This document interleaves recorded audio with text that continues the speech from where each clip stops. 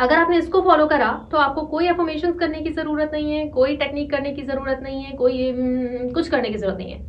आपकी self esteem high होने लग जाएगी, आपका सेल्फ लव बढ़ने लग जाएगा, आपका कॉन्फिडेंस बढ़ेगा, आप खुद को कंसिडर करने लग जाओगे कि मैं भी कुछ हूं।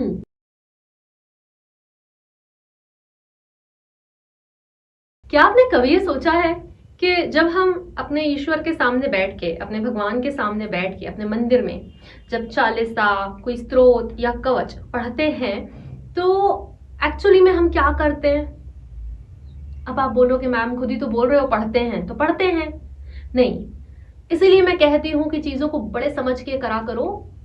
जब हम, वही फिर से एग्जाम्पल दूंगी, इट्स माई फेवरेट वन, कि जब हम गीता के श्लोक को या किसी भी श्लोक को या किसी भी चालीसा को समझ के पढ़ते हैं तो उसका इम्पैक्ट हमारे ऊपर 10 टाइम्स मल्टीप्लाई हो जाता है, उसका असर बहुत बढ़ जाता है और हमारे अंदर से एक नेचुरल इंटरेस्ट आता है उस चीज को फॉलो करने के लिए। ये सब नेचुरली अपने आप होता है, इसको बोलते हैं सबकॉन्शियस रिप्रोग्रामिंग एक्चुअली। और अगर आपने अपनी लाइफ में सिर्फ एक चीज को धारण कर लिया, सिर्फ एक चीज को, जिसको आज हम डिस्कस करने वाले हैं, आप अपनी लाइफ में मिरेकल्स देखोगे और आपकी सेल्फ एस्टीम बढ़ेगी, आपका कॉन्फिडेंस बढ़ेगा। अब आप सोचोगे लो एक और नई चीज बता रही है ये प्रैक्टिस करने के लिए, आपको अलग से बैठ के कुछ नहीं करना है, अगर चाहोगे चलो तो वो भी दे दूंगी। लेकिन अगर आपने इसको फॉलो करा तो आपको कोई अफर्मेशन करने की जरूरत नहीं है, कोई टेक्निक करने की जरूरत नहीं है, कोई कुछ करने की जरूरत नहीं है। आप अकेले इस एक चीज को अपनी लाइफ में उतारने की, धारण करने की कोशिश करो, देखो क्या क्या होता है। मैंने इसे अपनी पर्सनल लाइफ में एग्जीक्यूट करना स्टार्ट करा था 2013 में। Since then my life is changed.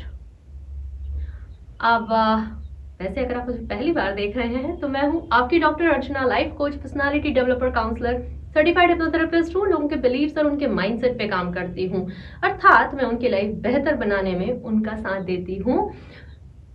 अगर आप मुझे देखते रहते हो तो welcome back guys. I know आप अपनी लाइफ में बड़ा कमाल कर रहे होगे। वैसे मुझे बड़ी खुशी होती है ये सुनने में लोगों से, जब वो मुझसे ये कहते हैं कि ये साल उनका अब तक का सबसे बेस्ट ईयर था और इस साल वो इतने खुश रहे जितना कभी नहीं रहे।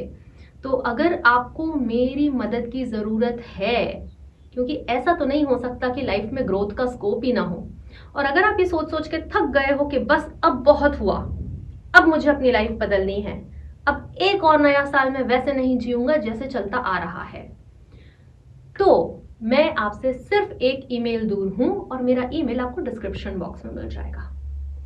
अब मैं फिर से आती हूं अपने उसी क्वेश्चन पे जहां से बात शुरू करी थी। जब हम अपने ईश्वर, अपने आराध्य, अपने भगवान के सामने बैठ के कोई चालीसा, कोई कवच, कोई स्तोत्र पढ़ते हैं तो हम एक्चुअली में क्या कर रहे होते हैं, इसको जानना बहुत जरूरी था। हम अपने वो देवता, अपने भगवान का यश गान कर रहे होते हैं। हम अपने वो जो देवता होते हैं उनकी क्वालिटीज, उनके अकम्प्लिशमेंट्स जो उन्होंने अपनी लाइफ में अचीव करा है, वो सब हम उनको गा गा के बता रहे होते हैं, उनकी महिमा का बखान कर रहे होते हैं, राइट?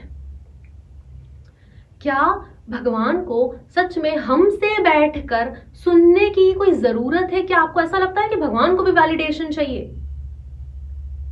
Probably not. लेकिन फिर इस तरह की प्रैक्टिसेस क्यों हमारी लाइफ में उतारी गई? हमें क्या सिखाने की कोशिश की जा रही थी?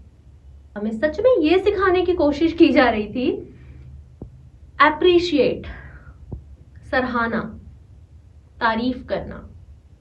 हमें यह सिखाने की कोशिश की जा रही है हमारा।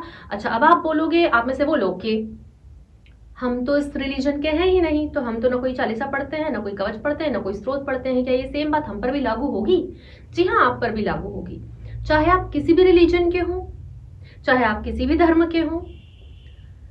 जब आप अपने धर्म की कोई भी होली बुक बैठकर फॉलो करते हैं, उसमें आपके जो डेटी हैं, आपके जो भी देवता हैं, आपके जो भी भगवान हैं, जो भी आपके ईश्वर हैं, जिसको भी आप अपना ईश्वर मानते हो, उन सभी की तारीफ ही होती है बैठकर। फिर से मेरा वही पॉइंट है, क्या ईश्वर को हमसे बैठ कर वैलिडेशन की, मतलब तारीफ और अप्रिसिएशन की कोई नीड थी उनके अंदर? नहीं। चीज़ों को ऐसा डिज़ाइन किया गया एक स्पेसिफिक चीज़ के लिए, हमें ये सिखाने के लिए कि आप तारीफ करो, आप सराहना करो, आप अप्रिशिएट करो, प्रेज करो। रिसेंटली मुझे एक मेरे फैमिली मेंबर ने ये कहा, हम दोनों नेचुरली बात कर रहे थे, एक चीज़ सॉर्ट आउट करने की कोशिश कर रहे थे, तो उसने मुझसे ये बोला कि तेरे को मैं एक बात बताता हूँ, मैं अपनी लाइफ में ना किसी से इतना प्यार नहीं करता जितना तेरे से करता हूँ। मुझे ये जरूर मालूम था कि that person loves me and respects me, पर मुझे ये कभी नहीं मालूम था कि वो मुझसे इतना प्यार करता है जितना किसी से नहीं करता।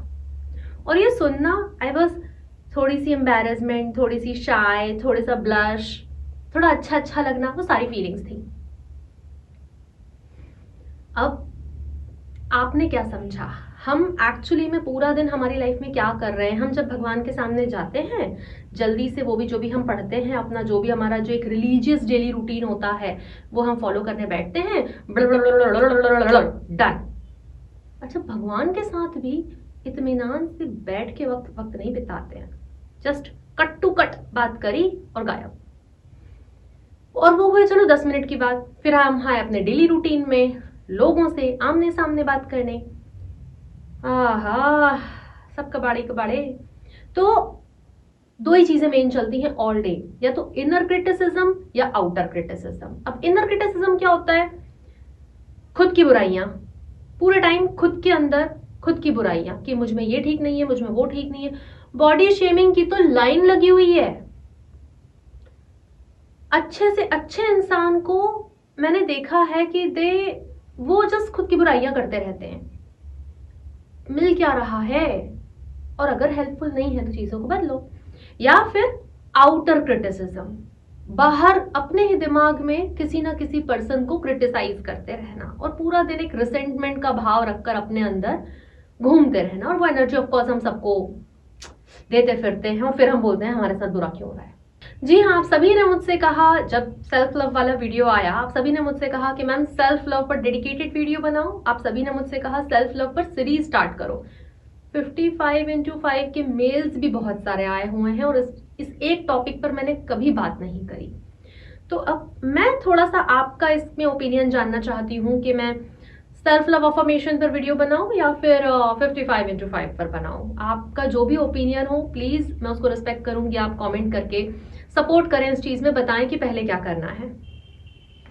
अब सेल्फ लव की बात आई, तो अगर आप अपने आप से अच्छे से बात करते हैं, आप खुद को अप्रिशिएट करते हैं, जब हम भगवान को बैठकर अप्रिशिएट कर रहे होते हैं तो वो ईश्वर हमारे अंदर भी तो है।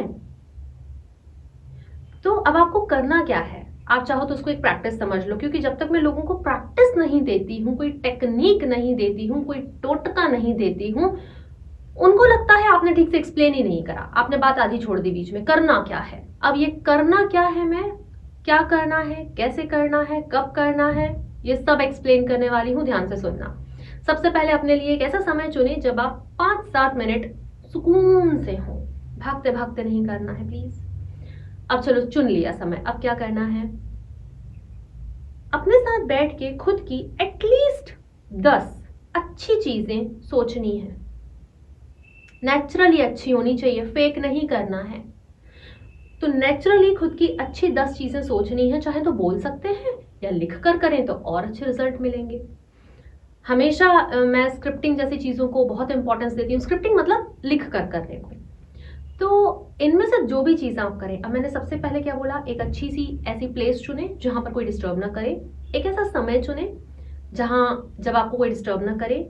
आपकी खुद की माइंड स्टेट ऐसी होनी चाहिए जब आप डिस्टर्ब ना हो, और आपको खुद के बारे में एटलीस्ट 10, चलो 10 एकदम से ना मिले तो 5 से शुरू करो, दिन में 2 बार कर लेना। कोई सही चीज करी है तो उसको भी अप्रिशिएट करो। अब आप पूछोगे इसको कब तक करना है? इसको एग्जैक्टली तभी तक करना है जब तक आप लाइफ में खुश रहना चाहते हो, और मुझे मालूम है आप हमेशा खुश रहना चाहते हो। तो इसको रोज फॉलो करना है। इसके फायदे क्या होंगे? आपकी सेल्फ एस्टीम हाई होने लग जाएगी, आपका सेल्फ लव बढ़ने लग जाएगा, आपका कॉन्फिडेंस बढ़ेगा, आप खुद को कंसिडर करने लग जाओगे कि मैं भी कुछ हूं। क्योंकि मैंने लोगों के अंदर दो ही टेंडेंसीज देखी हैं। उनको लगता है आई एम नथिंग, मैं कुछ भी नहीं हूं, और इसीलिए I want to be something, मुझे कुछ बड़ा बनना है। मतलब वो अपने आप को कुछ भी कंसिडर नहीं करते हैं। तो आप खुद को कंसिडर करने लग जाओगे। तो आई होप आपको समझ में आ रहा है हमारे शब्दों में कितनी पावर होती है, और हमें हमारे रिलीजन्स क्या सिखाने की कोशिश कर रहे हैं। इट इज नॉट दैट कि आप जस्ट 2 मिनट बैठ के जल्दी जल्दी से बस अपना जो आपने डिसाइड कर रखा है, जो जिसके लिए आपको बचपन से ट्रेन किया गया है, बस वो कर दो और भाग जाओ उठ के भगवान के सामने से। ये ट्रेनिंग है, आप भी इसको सीख सकते हो। तो अपनी इस ट्रेनिंग पे ध्यान दीजिए। अपने वर्ड्स की बहुत वैल्यू होती है, अपने शब्दों में बहुत शक्ति होती है, और जब वो आपके अंदर से बाहर निकलते हैं तो आपके प्राण, आपके प्राणों की ऊर्जा उनको मिलती है, आपकी लाइफ फोर्स। तो उन वर्ड्स में प्राण आते हैं। अपनी तारीफ कीजिए, खुद को कंसिडर कीजिए, कोई गिल्ट मत लाइए इस चीज के लिए। बिल्कुल ईगोस्टिक नहीं हो जाएंगे आप ऐसा होने पर, तब भी आप ग्राउंडेड ही रहेंगे और हम्बल ही रहेंगे। और मैं आपसे जल्दी ही मिलती हूँ, तब तक आप अपना और अपनों का अच्छे से ध्यान रखिए। Thank you. नमस्ते।